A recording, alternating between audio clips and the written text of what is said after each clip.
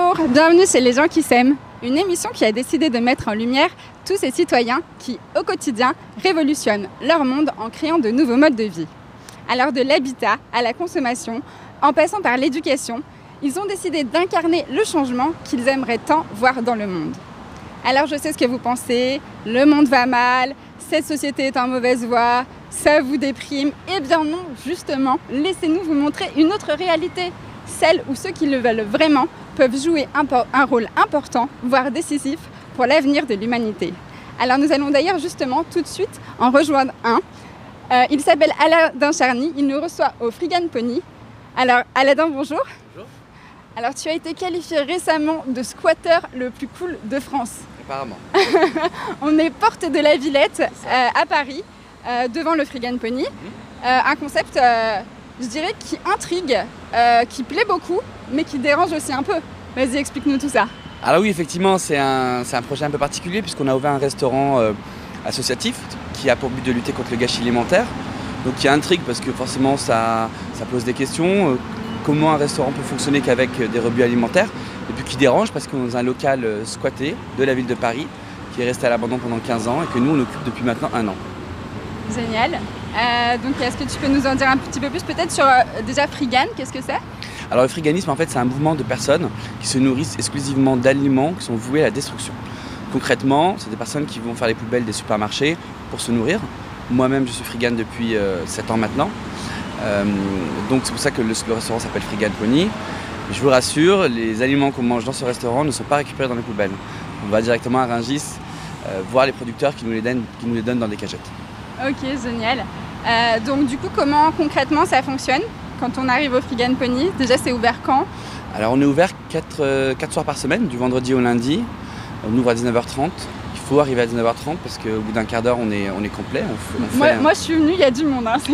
C'est pas une blague, il faut vraiment venir à 19h30. Ensuite, les personnes adhèrent à l'association, c'est une adhésion gratuite. Et puis on leur explique comment ça fonctionne. Là, on prend le temps d'échanger avec eux, souvent ils nous posent des questions. Et puis vers 20h, on lance le service et on sert entre 80 et 100 couverts, entrée, plat, dessert, menu végétarien qui change tous les jours en fonction de ce qu'on a récupéré. Voilà, et donc le concept aussi c'est qu'à la fin on laisse. Alors souvent les gens disent à la fin on paye ce qu'on veut, ce qui n'est pas totalement vrai. À la fin on paye ce qu'on estime être le prix juste, ce qui est très différent et aussi ce qu'on peut payer. Voilà, donc chaque personne doit réfléchir à combien elle veut laisser, combien elle peut laisser. Voilà. C'est pour assurer une certaine mixité sociale dans le lieu et ne pas exclure des personnes qui n'ont pas forcément les moyens de venir dîner en restaurant. Voilà, moi je trouve ça canon, je suis totalement séduite. Pour moi c'est une genre de révolution joyeuse et on adore ça chez Les gens qui s'aiment. Alors dans un premier temps je voulais te dire bravo. Merci. Parce que c'est une super initiative. C'est un projet d'équipe. Ouais, bravo à toute l'équipe bien évidemment. Et puis dans un second temps, merci de nous accueillir pour l'enregistrement de ce premier numéro. C'est avec grand plaisir. D'ailleurs, on va tout de suite rejoindre tous mes collaborateurs, mais surtout notre invité, le rayonnant Jocelyn Moulin de l'association Cocopelli. C'est parti.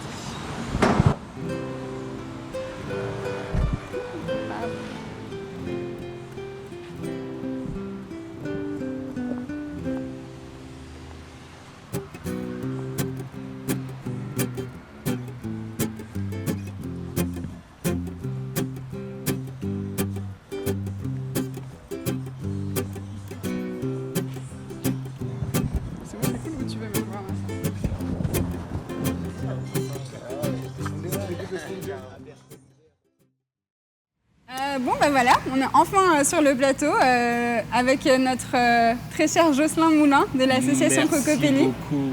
Alors dans un premier temps, on va faire un petit tour de table. Donc allez, je commence par ma droite. Donc Jonathan Athias, qui n'était pas complètement inconnu d'ailleurs, hein, puisqu'avec comme il disait, belles petites choses ensemble. Ouais, tu nous expliques un peu, Jonathan? Jocelyn, c'est le premier à avoir participé à la série Jardinier Levez-vous. C'est lui en fait qui nous a donné un peu l'impulsion pour nous intéresser aux graines et tout ça. Prenez-en de la graine. Ouais. On s'est rencontrés sur un salon ensemble et c'est comme ça que tout est parti, avec Cocopelli ensuite. Ok, très bien. Donc ça c'est Jonathan. Donc après on a Jo Damas, qui n'était pas inconnu non plus. C'est notre genre d'humoriste paysan, on peut dire ça? Paysan humoriste. Paysan humoriste, t'as raison. Mais je leur dois beaucoup à la fine équipe de Cocopelli, que ce soit Ananda, Jocelyn ou Dominique. Moi, j'avais lancé un truc qui s'appelait La Petite Prairie dans la Cité. L'année dernière, c'était parti d'une émission où j'avais lancé le truc. Et donc, je faisais partir des plans à la maison et je donnais à la fin de mon spectacle et je disais aux gars, allez-y, plantez dans les cités. Il faut planter dans les cités. Ça, c'est quoi? C'est avec Brise Bitume, c'est ça? Ouais, avec l'association Les Brise Bitume. Ouais. Ok. Et du coup, allez-y les gars, plantez dans les cités. Et Cocopelli, moi, depuis que j'ai commencé le potager, il y a maintenant 5 ans, j'ai toujours pris que leurs graines comme client au début. Puis ensuite, l'année dernière, cette année-là, ils ont soutenu le projet et ils m'ont donné des masses et des masses de graines. Et donc, avec l'argent du spectacle, on a fait un dôme géodésique, on a fait partir en couche chaude, donc chauffé avec du fumier. Attends, je te coupe, l'argent du spectacle. Le spectacle Retour vers la nature. Pardon. Le beau spectacle. Tout le monde ne sait pas. Des grandes affiches à Fais ta promo, fais ton actualité là. On est là, on est là salut, pour ça je aussi. joue un spectacle qui s'appelle Retour vers la nature. Donc, tu as vu déjà le titre Retour vers la nature. Avec ce titre, normalement, pas la peine de venir. Tu as vu, il y a tout dedans. Donc voilà, les petites prairies dans la cité. Et j'ai fait partir cette année avec toute l'équipe des Brise Bitume et le soutien, le partenariat de Cocopelli, des milliers de plants. En 5 dimanches du mois de mai, on donnait à la fin chaque fois des caisses et des caisses de... Voilà. Merci Jocelyn, merci Dominique, Génial. merci Ananda. Et voilà, génial. Et du coup, après, c'est les gens qui plantaient. Et du coup, voilà, c'est parti. L'idée, c'était une phrase de Thomas Sankara qui dit l'esclave qui n'est pas prêt à assumer sa révolte ne mérite pas qu'on s'apitoie sur son sort. Donc l'idée, c'est quoi? C'est pas moi qui vais planter chez toi, quand même. Ouais. Pas non plus cuisiner chez toi. Thomas Sankara, qui était le président du Burkina Faso dans les années 80, où Pierre Rabhi, le vice-président de l'association Cocopelli, est arrivé pour créer un centre d'agroécologie, Gorom Gorom. Malheureusement, Sankara a été assassiné suite à ça et Pierre était plus ou moins officiellement le ministre de l'Agriculture. Ça se développait très très bien et on se pose la question par qui Thomas Sankara a été assassiné. Ceci explique. On aura la réponse dans cette émission. Ceci expliquant d'ailleurs. Restez bien jusqu'à la fin de l'émission, on vous donne la réponse. Ceci expliquant d'ailleurs pourquoi certains critiquent parfois Pierre Rabhi d'être un peu mou, un peu léger ou. Mais ici, on n'est pas dans la critique. Non, pas du tout. Mais justement, je voulais juste préciser que quand tu as connu le travail de Thomas Sankara, donc un des rares présidents africains qui a pris un vrai programme, l'homme intègre, et que tu prends ce train en marche et que tu vois comment on traite les gens qui s'émancipent, forcément, tu te dis que écrire des livres, c'est déjà beaucoup. Il a beaucoup fait, Pierre, hein. Un initiateur, un inspirateur et tout. Il y a beaucoup de lieux de vie, des éco-villages, éco-hameaux dont on pourrait parler et tout ça. Je voudrais faire juste un petit lien avec Jo, parce que Jo, Damas, vous voyez, Damas, capitale de la Syrie. Et on donne des milliers de sachets de semences en ce moment avec les amis coopératives Longomaille, avec les amis grecs, avec les amis crétois en Syrie, puisqu'il y a des gens qui passent la frontière, des amis syriens, qui en ce moment ont des graines de Cocopelli reproductibles. Génial, génial. On va passer à toi, Felipe. Ouais. Donc, toi aussi, du coup, tu as un lien avec Cocopelli Moi, je les connais depuis 2 ans déjà. J'aurais acheté des graines la première fois. Maintenant, je suis indépendant. Il n'achète plus de graines. J'achète plus de graines. Ah oui, mais c'est le principe ils sont reproductibles, voilà. Ils sont libres de droit. Maintenant, ça marche tous les ans, ça repousse. C'est génial. Donc, Philippe, tu vas pouvoir être parrain maintenant. Et c'est toi qui vas nous redonner de la graine. Absolument. Pour qu'on puisse distribuer gratuitement ce qu'on fait depuis plus de 20 ans à travers la campagne Semences sans frontières. D'ailleurs, en parlant de ce que vous faites depuis plus de 20 ans, pour ceux qui ne connaissent pas Cocopelli, du coup, on va faire un espèce de petit résumé. Donc c'est une association à but non lucratif, donc tu l'as dit, 20 ans déjà que vous existez. Vous œuvrez un peu pour la libération de la semence, on peut dire Complètement. C'est le souci. Tu sais, Cocopelli a été créé il y a un peu moins de 20 ans, en mai 99. En fait, c'est Dominique et Sophie Guillet qui ont créé donc l'association Cocopelli. On était déjà aux côtés de Dominique. Et Dominique, on avait déjà créé au préalable, dans les années 95, une SARL, ça s'appelait Terre de Semences. La pression administrative a tellement été forte qu'on a dû arrêter cette SARL, Terre de Semences. Voilà. Et on est parti dans le tissu associatif donc en mai 99. Dominique président, Pierre donc vice-président, et puis moi-même qui suis trésorier, puis toute une petite équipe et tout. Et là, c'est extraordinaire. Depuis, donc on avance et on fait beaucoup de choses. D'accord. Et puis il y a aussi un aspect protection de la biodiversité alimentaire. chez Cocopelli. Complètement, puisqu'il n'y a pas 2 variétés de tomates, des balles de tennis que tu retrouves chez Carouf, chez Pas-Clair ou chez Gamme Rouge. Donc on a une quantité importante de tomates. On est rendu à 650 variétés de tomates, 360 variétés de courges, une grosse quantité de piments, de poivrons et tout. Donc aujourd'hui, en gamme boutique, donc en commercialisation, soit sur le site internet, soit sur les stands, les salons comme on vient de faire et comme on fait tous les week-ends, on est à 2700 variétés. Il y a une gamme collection aussi très importante qui en regroupe plus de 1000, qui est accessible gratuitement aux adhérents actifs, solidaires ou bienfaiteurs. Donc on donne 30, 40 ou 50 sachets gratuitement pour que les gens puissent reproduire leurs propres semences eux-mêmes. Voilà, et tout ça grâce, entre autres aussi, à tous ces gens qui peuvent parrainer, du coup, parce que les adhérents de Cocopelli peuvent parrainer des graines. Et ça, c'est cool parce que du coup, dans ton jardin, tu peux comme ça aider Cocopelli. En fonction de ton temps, tes disponibilités, la nature de ton terrain, tu prends en charge, j'allais dire, une espèce à travers une variété. L'espèce, c'est choux, c'est carottes, c'est tomates, c'est cucurbitacées, tout et tout et tout. Après, au niveau de la variété, on choisit ensemble, puisqu'il faut sauver, par exemple, la noire de Crimée, ou des choses comme ça, ou d'autres variétés qui sont un peu en disparition. Donc les gens, ils mettent ça dans leur jardin, ils vont jusqu'au stade de la graine, il y a urgence. On est en état d'urgence, et même au niveau de la graine, il faut la sauver. C'est pour ça qu'ils arrivent. Alors justement... Donc par rapport à cette graine, juste pour finir sur ce sujet, donc les gens, ils mettent ça en culture, ils vont jusqu'au stade de la graine, ils en gardent pour eux, ils en ont assez pour être le parrain et la marraine, ils en ont en trop, ils donnent à Cocopelli. Et là, on distribue des milliers de sachets de semences, hémisphère sud, Europe de l'Est, les jardins du cœur pour fournir les restos du cœur. On en donne à Jo, et ça, c'est important. C'est sûr. Et du coup, je voulais enchaîner sur autre chose. Il y a beaucoup de gens qui nous regardent, en fait, qui ne connaissent pas les enjeux de la semence. Du coup, vous n'avez pas vu, mais en introduction, j'ai annoncé aux gens que quand même, on était là pour leur montrer une autre réalité et surtout pour leur montrer que chacun d'entre nous peut jouer un rôle important pour l'avenir de l'humanité. Et du coup, en quoi ça concerne l'avenir de l'humanité, la protection de la semence ? La semence, c'est ce qui est le plus important. Et surtout, à Cocopelli, on s'interdit donc les hybrides F1. Qui dit hybride F1 dit variété stérile et dégénérée, qui oblige le jardinier, le maraîcher à retourner au tiroir caisse tous les ans, parce qu'elle est non reproductible. Donc c'est un marché hyper captif sur le plan financier. À Cocopelli, on s'interdit les hybrides F1. On n'a que des semences biologiques et reproductibles. Le deuxième terme, reproductible, est aussi important, si ce n'est plus que le premier. Reproductible. C'est ça qui est important. Tu sais, il y a environ 20 millions de jardiniers en France. Donc 20 millions de jardiniers qui retournent au tiroir caisse tous les ans. Ouais, tu vois le marché financier. Tout ce qu'on trouve dans n'importe quel magasin où on va, c'est que de la hybride F1. Pratiquement, pas tous, mais il y a une grosse partie. Et l'objectif de ces grands coquins de la semence, qu'on pourra citer si on veut donner des noms et si on va voir un petit procès un peu plus tard, voilà ça, donc on va s'abstenir, on va faire du positif. Donc c'est que des hybrides F1, variétés stériles et dégénérées. Donc tu retournes au tiroir caisse sans arrêt.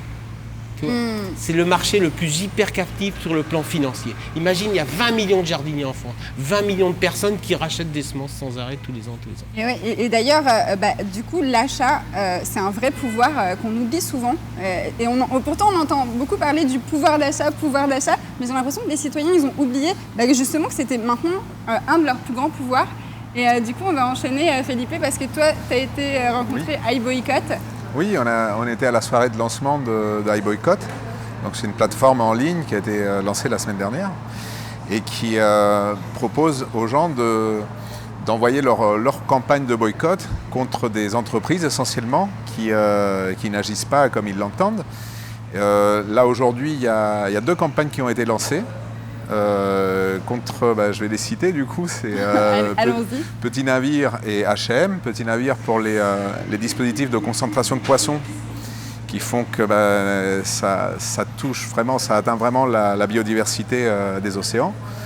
Et H&M, c'est surtout pour les histoires du Bangladesh, les conditions de travail de leurs ouvriers en fait. Donc du coup concrètement, comment ça marche ? Tu dis qu'ils lancent des campagnes oui. Typiquement, c'est des campagnes qui sont lancées, il y a une période d'incubation pendant laquelle ils doivent recevoir des soutiens de la communauté. Dès que le seuil de 1000 soutiens a été dépassé, la campagne de boycott est lancée. Et donc, quand ils lancent la campagne, ils disent déjà qu'ils veulent la marque qu'ils veulent toucher et pourquoi Absolument. Ils veulent la toucher. Exactement. Okay. Et dès qu'ils ont les 1000 soutiens, ils font... c'est une petite vidéo, je crois, qu'ils font... Oui, il y a une vidéo explicative sur leur site, c'est iboycott.org. i-boycott. Non, mais je veux dire, la campagne vidéo et du coup autour de la marque en question, c'est ça? C'est-à-dire qu'il y a une campagne de boycott où les gens qui signent, qui soutiennent, s'engagent à ne pas acheter dans ces enseignes-là, ces marques-là, et une notification est envoyée à la marque qui est boycottée. Comme ça, la marque qui est boycottée a un droit de réponse. Cette réponse est publiée sur la plateforme et ce sont les internautes qui vont juger si leur réponse est satisfaisante ou pas et si la campagne de boycott continue ou elle s'arrête grâce à la réponse de l'entreprise.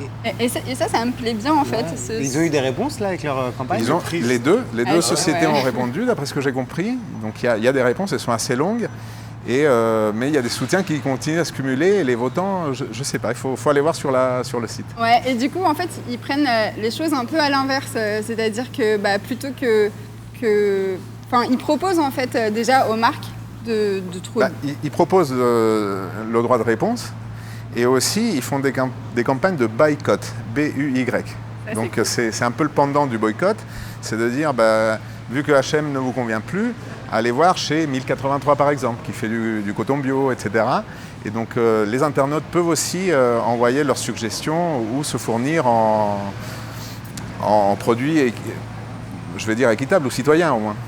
Et ça, c'est une partie importante de la réponse en fait, parce que pointer du doigt ce qui ne va pas, c'est cool, mais après les gens, ils restent juste devant avec la culpabilité chaque fois qu'ils vont aller chez H&M, mais ils ne savent pas où acheter. Et du coup, là, ils proposent quand même... C'est ça l'idée, justement, et de pouvoir montrer les alternatives qui existent et que ça soit fait de façon vraiment administrée par la communauté. C'est une association loi 1901, donc il fonctionne de cette façon-là. C'est très, très démocratique. Enfin, c'est le but de la plateforme. C'est un peu l'avenir des pétitions, ouais. Ça ne te contente pas de critiquer un mouvement, mais au contraire de proposer d'aller plus loin et de se passer de ces modèles-là. Ouais. Puis c'est marrant que tu parles de pétition parce que toi tu t'y connais en matière de pétition. Ouais, tout. C'est pour ça. Je l'ai passé sous le nez avec Boycott, il l'ai pas vu. Mais du coup d'ailleurs, je crois qu'on va enchaîner directement avec le petit reportage que tu as fait. Ouais, bien sûr, ouais. Allez, on enchaîne, on regarde ton reportage et puis après on en discute. Ça roule. Ça marche. Alors, salut à tous, moi je m'appelle Jonathan et je vais vous faire rencontrer aujourd'hui mon associé Alexandre de Communidé pour qu'il vous raconte une aventure qui nous est arrivée sur une pétition. Voilà, donc je ne vais pas vous en dire plus, c'est lui qui vous révélera tout ça. Donc avant quand même, ce que je vais faire, c'est que je vais vous présenter l'endroit dans lequel on travaille. Donc c'est dans cette très belle cour, comme vous pouvez le voir. Il y a un petit compost dans la poubelle qui est complètement raté, mais on a bon espoir qu'il puisse prendre un jour. Et nous allons rentrer dans nos bureaux. Ça se passe par ici. Salut Alex. Bienvenue chez Communidé. Bah ouais, merci, sympa.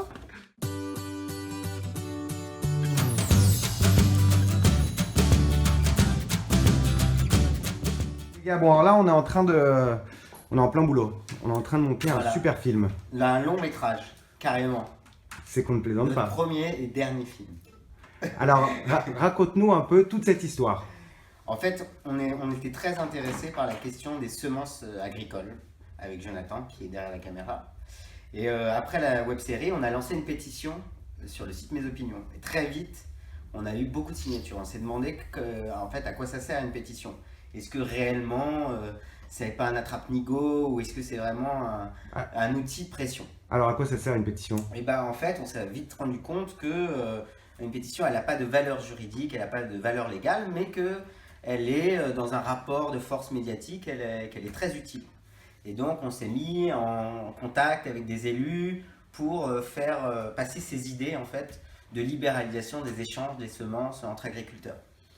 Et donc, au fur et à mesure, on a rencontré différents acteurs, des élus, des sénateurs, des députés, des gérants de plateformes.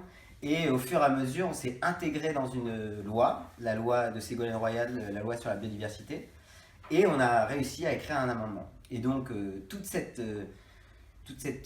aventure, en fait, on est en train de la monter avec le vice. Et comment on s'y prend pour écrire un amendement? Parce que j'imagine que, enfin, nous on sait, mais les gens qui nous regardent ne le savent pas vraiment.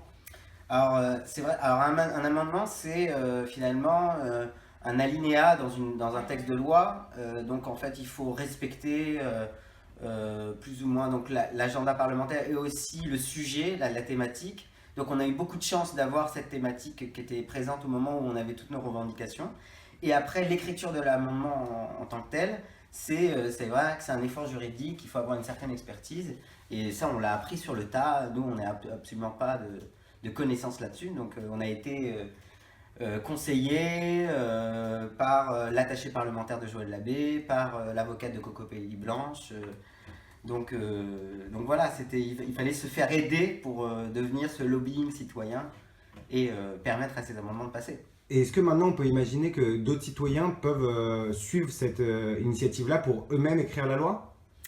Je pense qu'on a eu beaucoup de chance, nous. Et donc c'est ça qu'on va montrer dans ce film, c'est-à-dire c'est un cas particulier, mais on espère qu'il sera moins marginal et il va devenir plus général, c'est-à-dire que les citoyens, pour chaque texte de loi, vont pouvoir expliquer quelles revendications ils ont envie de mettre sur la table, quel texte de loi ils ont envie de rédiger. Et donc on espère que ça va se généraliser, ce type d'interaction entre le citoyen et les parlementaires. Clovis, toi, tu as un mot à dire ?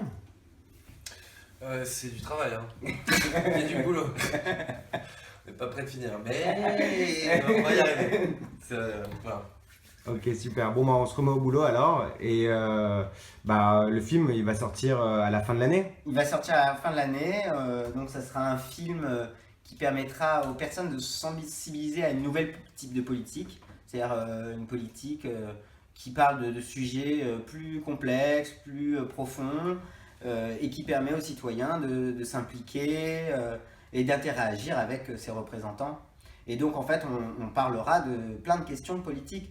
Les représentants de la loi, les politiques, à quoi ils servent, est-ce que finalement leur rôle peut pas se transformer, c'est pas changer, est-ce que les citoyens ont toujours raison lorsqu'ils s'indignent, ou est-ce qu'il faut trouver des sujets sur lesquels s'indigner plus particulièrement. Enfin, toutes ces questions, on prendra notre pétition comme fil rouge et on expliquera finalement qu'est-ce que c'est en France, comment est la politique et comment faire pour faire passer des lois citoyennes.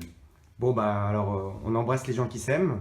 Oui, les gens qui s'aiment, on aimerait d'ailleurs les aimer encore plus. Voilà, et on se dit à bientôt pour la sortie du film. Vous nous suivrez, hein.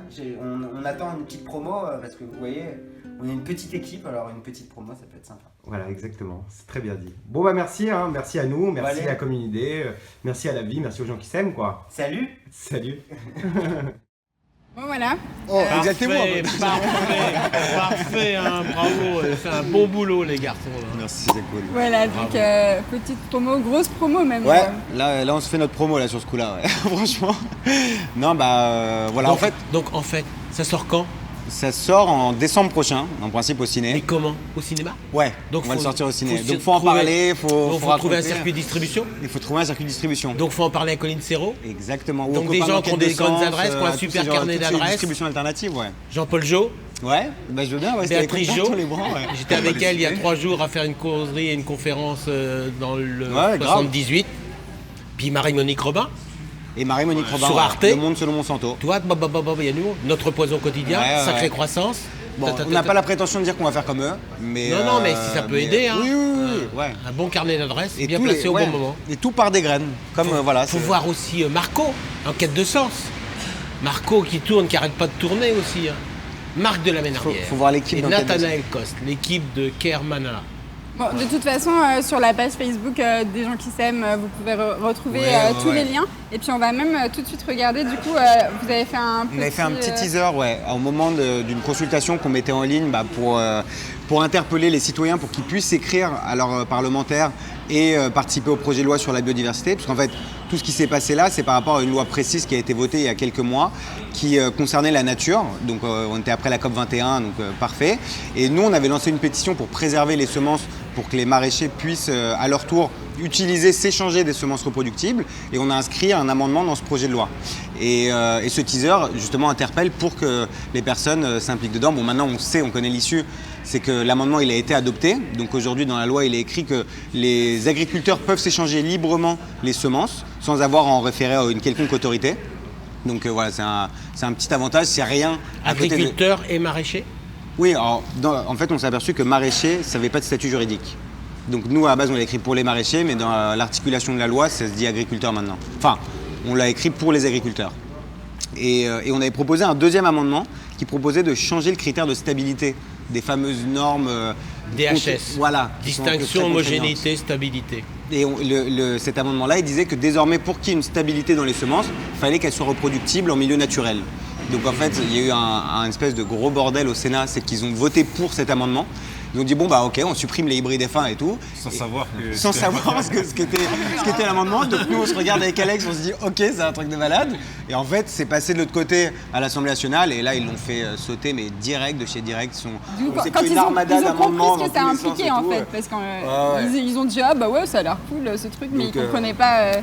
Ouais, au début oui, ils l'ont voté comme si oui c'est évident, c'est sympa. Normal. Pourquoi pas rajouter ça dans le code de la propriété intellectuelle et en fait ils ont capté qu'il y avait un petit souci derrière pour l'industrie s'ils faisaient ça. Contre tout.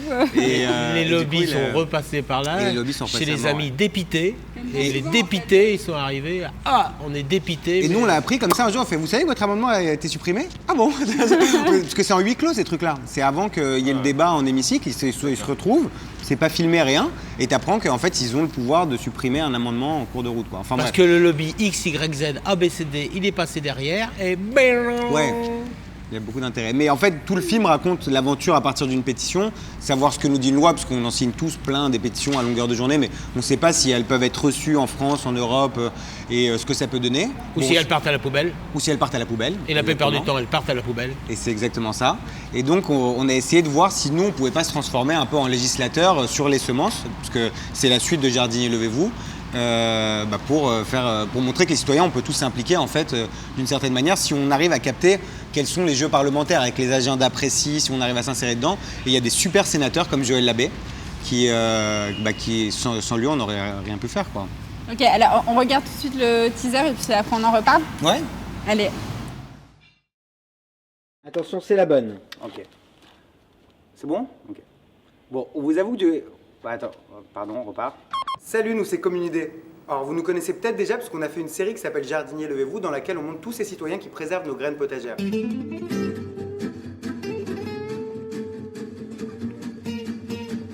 Donc comme souvent, je suis celui qu'on voit à l'écran et Alex, celui qui capte tout avec son troisième œil. Salut, c'est moi. Et en fait, on est allé plus loin que ça. On a lancé une pétition destinée au ministre de l'Agriculture pour porter les revendications citoyennes sur les semences jusqu'à l'Assemblée nationale. Ouais, et donc on a décidé d'aller voir tous ces acteurs du changement pour voir en fait ce qu'allait donner une révolution citoyenne. Et voici. On a 32 000 signataires et en fait on aimerait savoir ce qu'on peut faire avec une pétition. Les adresser au ministre, même si il n'est pas tenu d'en tenir compte, les adresser au ministre c'est important. Et moi, je vous le dis et je m'engage à le faire, je vais parler de votre initiative en séance, à la tribune, quand j'interviendrai. Avec ces médias qui vous soutiennent, finalement, il y a ce fossé avec les élus. Parce que le système politique fonctionne en vase clos en France. Les ministres, ça veut dire serviteurs. Et c'est à nous de le rappeler, de faire exister la voix citoyenne. Aujourd'hui, on peut imaginer qu'on se fait de l'argent sur le dos de nos clics. Moi, je trouve que c'est bien d'avoir dans un top comme ça mondial des entreprises sociales comme Change4All plutôt que des entreprises du CAC 40. Alors, Parlement et citoyen, ce n'est pas un outil comme les sites de pétition dont l'objectif est de faire pression sur le politique. C'est-à-dire que vous n'êtes pas vraiment dans le droit de pétition, vous contournez un peu l'histoire, quoi. Si votre pétition aujourd'hui, elle n'est pas recevable au niveau européen, elle sert à quoi en fait concrètement? Changer le rapport de force. La deuxième des choses, c'est d'interpeller les parlementaires. Et ça, c'est assez facile, parce qu'une fois qu'on a signé sa pétition, on va sur le site de l'Assemblée nationale ou du Sénat et on regarde les parlementaires de son département et on les interpelle également. Donc là, nous, ce que tu nous conseilles, c'est d'aller au bout maintenant, crowdfunding, on finit le film et après, on revient voir. Bon, on vous avoue que du côté des producteurs de télé, ce film est un peu passé pour un ovni. Mais ça, c'est une idée qui nous plaît. En fait, maintenant qu'on a connu les enjeux d'une pétition, on s'apprête à filmer une expérience de démocratie participative où tous les citoyens vont être amenés à coécrire un projet de loi qui va ensuite être présenté au Sénat. C'est pour ça qu'on a besoin de votre soutien sur Touscoprod pour finir ce film, faire un montage et le distribuer. Car quoi de mieux qu'un financement démocratique pour faire un film sur la démocratie? Exactement. À vous de nous dire maintenant si ce film mérite ou non d'être fini, et nous on vous dira ce que donne une révolution citoyenne. Elle est en cours, la révolution citoyenne, elle est en train de partir là. Voilà, c'est magnifique. Super. Ah, c'est magnifique. Voilà. Magnifique. Magnifique et surprenant du coup parce que... Ah bah oui, surprenant, je veux dire, pour une chose, si ma mémoire est bonne, le 27 novembre, il y a 3-4 ans, j'ai plus l'année exacte, nos amis sénateurs et nos amis députés avaient voté une loi pour interdire, tu vois, au niveau des maraîchers et des agriculteurs, comme tu disais tout à l'heure, le fait d'avoir la capacité de réutiliser leurs propres semences. Ça, c'est pas vieux. Il y a 3-4 ans, ils avaient voté interdiction aux agriculteurs de réutiliser leurs propres semences, sinon c'était royalties en distribution auprès du semencier à qui ils allaient fournir. Ça concerne les semences. Ça ne nous choque plus parce qu'on connaît, mais c'est quand même un truc de dingue, genre de ne pas avoir le droit de réutiliser. C'est enfantin. Que tu manges bio, que tu manges pas bio, toi, que tu manges bio, que tu manges pas bio, le point de départ dans ton assiette, c'est la semence. C'est le début de la chaîne alimentaire. Tu contrôles la semence, tu contrôles les peuples. Je fais ce que je veux de toi dans ton assiette. Et c'est d'ailleurs pour ça que dans cette première émission, on parle de la semence, parce qu'on a décidé de commencer par le commencement et qu'on s'est dit que la semence, c'était quand même hyper logique. C'est le début de la chaîne. C'est le début de la chaîne alimentaire. C'est le début de la chaîne alimentaire. Et moi, ce que je trouve canon, en fait, chez vous, comme une idée, c'est que vous êtes quand même des petits enfants du béton, un peu comme toi d'ailleurs, Jo Damas. Et moi, je trouve ça génial que ça vienne justement de gens comme vous, parce qu'il y a plein de gens qui nous regardent et qui ne se sentent pas concernés parce qu'ils se disent moi je suis un gars des villes et du coup j'ai l'impression que je peux rien faire, et puis même si je peux faire, j'ai l'impression que je peux pas. Il y a beaucoup de gens qui ont ce syndrome de la fourmi un petit peu, où ils ont l'impression qu'ils n'ont pas de pouvoir et qu'ils peuvent rien faire. Et voilà, comme quoi deux personnes qui sont pas du milieu, mais juste avec beaucoup de bonne volonté et puis beaucoup de l'aide, bien évidemment. Mais après, nous, on ne croit pas ici à la chance, hein, donc on croit plutôt à la loi de l'attraction. Donc cette aide, vous l'avez amplement méritée, et bravo.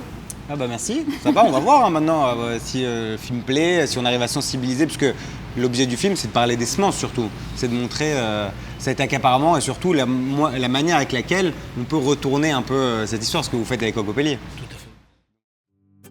Si vous avez aimé l'émission, semez-la. En la partageant avec vos amis, vous plantez à votre tour la graine du changement.